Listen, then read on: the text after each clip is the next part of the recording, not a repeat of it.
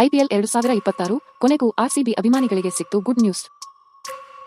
IPL 2026 Indian Premier ಲೀಗ್ನ ಹಾಲಿ champion Royal Challengers Bengaluru ತಂಡದ ಪಂದ್ಯಗಳನ್ನು ಆಯೋಜಿಸಲು ಅವಕಾಶ ನೀಡಬೇಕೆಂದು ಕೆಸಿಸಿಯ ನೂತನ ಅಧ್ಯಕ್ಷ ವೆಂಕಟೇಶ್ ಪ್ರಸಾದ್ ಇತ್ತೀಚೆಗಷ್ಟೇ ರಾಜ್ಯ ಸರ್ಕಾರಕ್ಕೆ ಮನವಿ ಮಾಡಿದ್ದರು.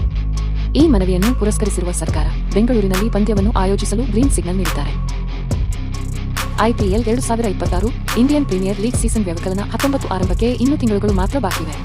ಅದಕ್ಕೂ ಮುನ್ನ ಚಿನ್ನಸ್ವಾಮಿ ಸ್ಟೇಡಿಯಂ ಮೇಲಿನ ನಿಷೇಧವನ್ನು ತೆರವುಗೊಳಿಸುವಲ್ಲಿ ಕರ್ನಾಟಕ ರಾಜ್ಯ ಕ್ರಿಕೆಟ್ ಮಂಡಳಿ ಯಶಸ್ವಿಯಾಗಿದೆ. ಇದರೊಂದಿಗೆ ಆರ್ಸಿಬಿ ಪಂದ್ಯಗಳು ಬೆಂಗಳೂರಿನಲ್ಲೇ ನಡೆಯಲಿರುವುದು ಕೂಡ ಖಚಿತವಾಗಿದೆ. ಆರ್ಸಿಬಿ ಮೂಲಗಳ ಮಾಹಿತಿ ಪ್ರಕಾರ ಚಿನ್ನಸ್ವಾಮಿ ಸ್ಟೇಡಿಯಂನಲ್ಲಿ ಪಂದ್ಯವಾಡಲು ಗ್ರೀನ್ ಸಿಗ್ನಲ್ ಸಿಕ್ಕಿದೆ. ಹೀಗಾಗಿ ಶೀಘ್ರದಲ್ಲೇ ಬೆಂಗಳೂರು ಮೈದಾನದಲ್ಲಿ ಸ್ಪರ್ಧಾತ್ಮಕ ಕ್ರಿಕೆಟ್ ನಡೆಯಲಿದೆ.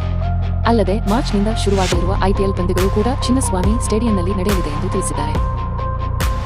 ಜೂನ್ 4ರಂದು ರಾಯಲ್ ಚಾಲೆಂಜರ್ಸ್ ಬೆಂಗಳೂರು ತಂಡದ ಐಪಿಎಲ್ ವಿಜಯೋತ್ಸವದ ಸಂದರ್ಭದಲ್ಲಿ ಉಂಟಾದ ಕಾಲ್ತುಳಿತದಿಂದಾಗಿ 11 ಮಂದಿ ಸಾವನ್ನಪ್ಪಿದ್ದರು. ಅಲ್ಲದೆ ಹಲವಾರು ಮಂದಿ ಗಾಯಗೊಂಡಿದ್ದರು. ಈ ಅಹಿತಕರ ಘಟನೆಯನ್ನು ಗಂಭೀರವಾಗಿ ಪರಿಗಣಿಸಿದ ರಾಜ್ಯ ಸರ್ಕಾರ ನ್ಯಾಯಾಂಗ ತನಿಖೆಗೆ ಆದೇಶಿಸಿತು. ಈ ತನಿಖೆ ವೇಳೆ ಬೆಂಗಳೂರಿನ ಚಿನ್ನಸ್ವಾಮಿ ಸ್ಟೇಡಿಯಂನಲ್ಲಿನ ಲೋಪದೋಷಗಳು ಬಹಿರಂಗವಾಗಿದ್ದವು. ಅಲ್ಲದೆ ಕ್ರೀಡಾಂಗಣದ ಭದ್ರತೆ ಮತ್ತು ಸುರಕ್ಷತೆಯ ಬಗ್ಗೆ ಪ್ರಶ್ನೆಗಳೆದ್ದಿದ್ದವು. ಈ ದುರಂತದ ಬಳಿಕ ಬಿಸಿಸಿಐ ಬೆಂಗಳೂರಿನಲ್ಲಿ ಯಾವುದೇ ಅಂತಾರಾಷ್ಟ್ರೀಯ ಪಂದ್ಯಗಳನ್ನು ಆಯೋಜಿಸಿರಲಿಲ್ಲ. ಅಲ್ಲದೆ ಜಾನ್ ಮೈಕಲ್ ಡಿ ಕುನ್ಹಾ ನೇತೃತ್ವದ ಆಯೋಗವು ಚಿನ್ನಸ್ವಾಮಿ ಸ್ಟೇಡಿಯಂ ಪಂದ್ಯಗಳ ಆಯೋಜನೆಗೆ ಕೆಲ ಸಲಹೆಗಳನ್ನು ಶಿಫಾರಸು ಮಾಡಿದರು.